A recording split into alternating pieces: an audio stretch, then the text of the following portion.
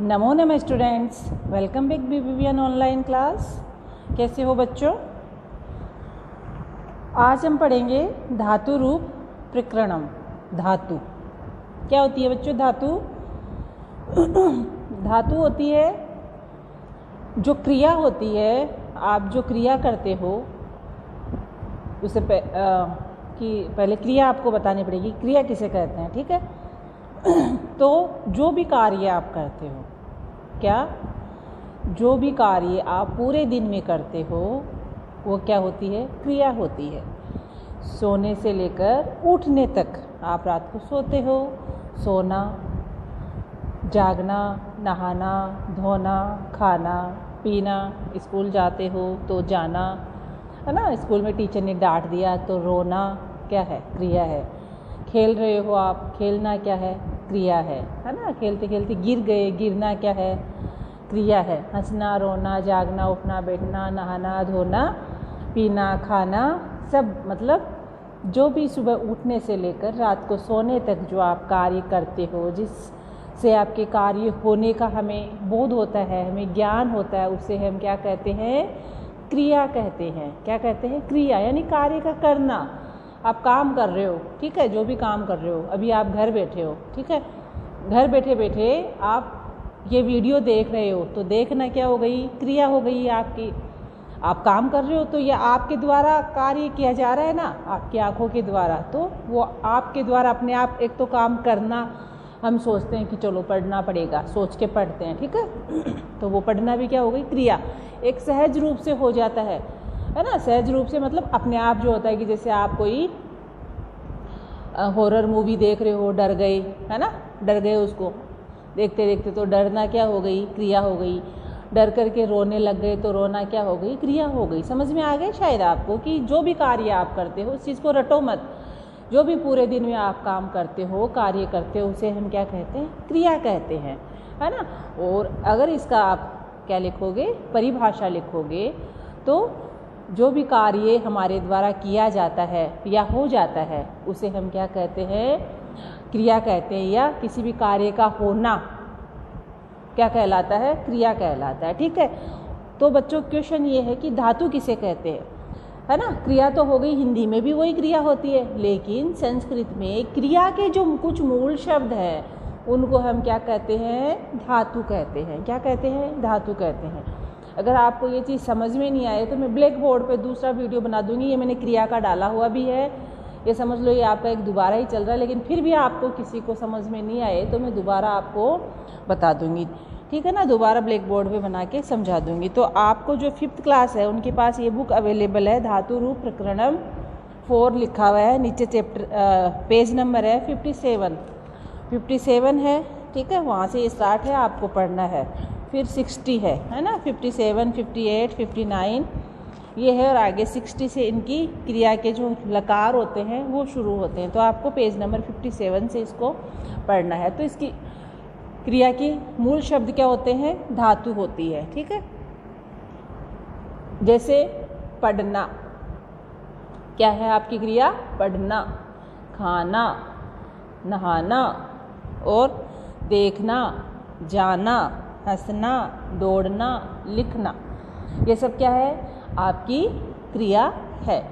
तो मूल शब्द कौन से होते हैं? धातु कौन सी होती है? तो संस्कृत में जो होते हैं, जैसे पढ़ना का होता है पठ, लिखना का लिख, दौड़ना का धाव, देखना का पश्य, ठीक है? तो ये इनके मूल शब्द होते हैं और इनको बच्चों बोलते हैं धातु। तो धातु की क्या परिभाषा हुई? जिन शब्दों से किसी कार्य करने का या होने का बोध हो उसे क्रिया कहते हैं। ये क्रिया की परिभाषा है। और धातु की क्रिया के मूल शब्द को धातु कहते हैं। क्रिया के मूल शब्दों को धातु कहते हैं। ये देखिए यहाँ पे ये परिभाषा है। जिन शब्दों से किसी कार्य का होने का बोध हो उसे हम क्या कहते हैं? क्रिया। जैसे खाना, पीना, हंसना, चलना, बैठना इत्यादि, ये क्रिया की परिभाषा है। फिर धातु की क्या है? क्रियाओं के मूल रूप को धातु कहते हैं, ठीक है? ये हो गई। अब हम इनके मूल रूप देखते हैं, ठीक है? देख लीजिए। ये रहा पढ़ना, खाना, गिरना और देखना। तो ये इनके मूल शब्द है जो रूट्स में लिखे हुए हैं, है ना। रूट यानी धातु होती है, जिनके रूट का चिन्ह लगाया हुआ है वो धातु है। तो पढ़ना का मूल शब्द क्या है? क्या है पढ़ना का मूल शब्द? पठ, पठ, है ना। और सभी धातुओं के मूल रूपों के हलंत लगा हुआ होगा। ये जो नीचे हल चिन्ह है ये मैंने आपको समझाया हुआ है। ऐसे आड़ी रेखा जो है ये सबके लगा होना जरूरी है, आवश्यक है, क्योंकि इसके बिना धातु नहीं होती है। तो पठ यानी पढ़ना, पठ पढ़ना, खाद खाना, ऐसे आपको याद करना है, ठीक है। एक ये तरीका है। फिर साथ साथ में इसके एक वचन, द्विवचन, बहुवचन रूप हम याद करेंगे, ठीक है।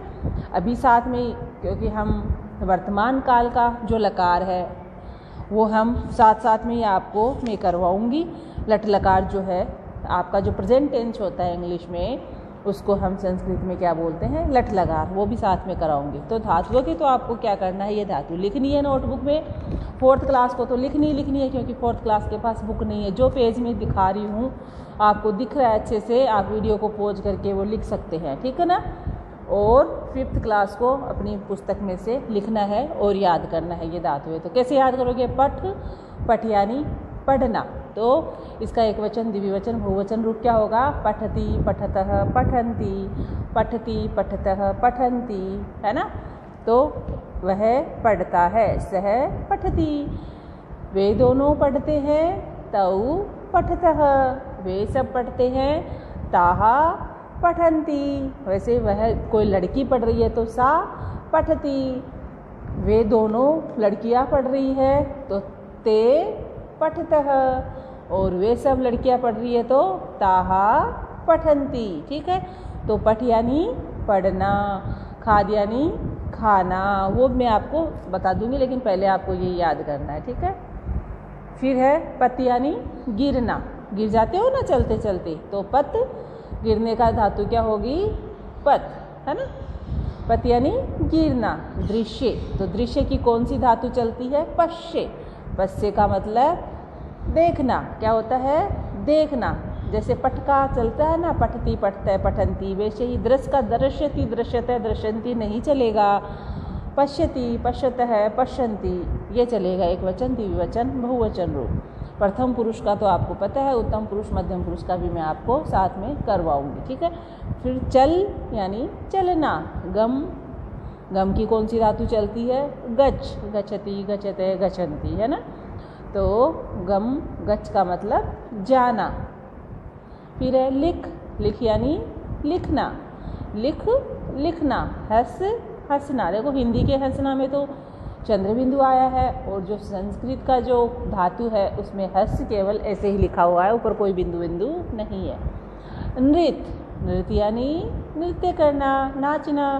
नृत्य, नृत्य, नृत्य करना, नाचना। धाव, धाव यानी दौड़ना। तो ये एक पेज में आपको समझाऊंगी, एक पेज में इनके धातु, एक वचन, द्विवचन रूप समझाऊंगी, ठीक है बच्चों।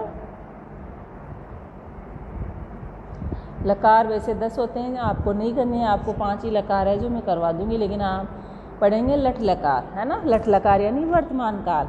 जैसे कार्य करता है, करती है, करते हैं, जा रहा हूँ, कर रहा हूँ, पढ़ रहा हूँ। जो वर्तमान काल में जो आपका कार्य हो रहा है उसमें हम क्या करेंगे? लट लकार, है ना। तो जैसे देखो पहला मैंने बताया था, कोई भी धातु के आप ये लगा दीजिए। प्रथम पुरुष एक वचन में ती लगा दीजिए। जैसे पठ के ती लगा दिया तो क्या बना? पठती। क्या बना? पठती। और पठ के तह लगा दोगे तो द्विवचन रूप पठतः, और अंति लगा दोगे तो पठन्ति। ए तो हट जाएगा, और ठ में वो जो ठ हलंत होगा तो उसमें ये ए हट जाएगा और क्या बन जाएगा? पठन्ति। जैसे ये पठ है ना, ऐसे पठ बनता है। फिर पठ प्लस अंति, पठ प्लस अंति। तो ये हलंत है यहाँ पे। तो ये जो ए स्वर है ये इसमें मिलेगा तो ये हलंत हट जाएगा तो क्या बनेगा? पठन्ति। क्या बनेगा? पठन्ति। फिर मध्यम पुरुष में पठ में सी जोड़ देंगे तो क्या बनेगा? पठसी, क्या बनेगा? पठसी। और द्विवचन में पठ में थह जोड़ देंगे तो पठतः, बहुवचन में थ जोड़ देंगे तो क्या बनेगा? पठत, क्या बनेगा?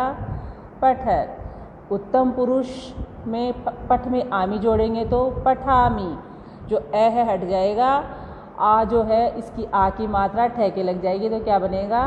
पठामी। और आवे है जोड़ोगे, ये वाला आवे तो पठावे है, और आम है पठाम है। अब ये देख लीजिए, जोड़ा हुआ आपको दिखा रही हूँ मैं, वीडियो नहीं देखोगे तो समझ में नहीं आएगा।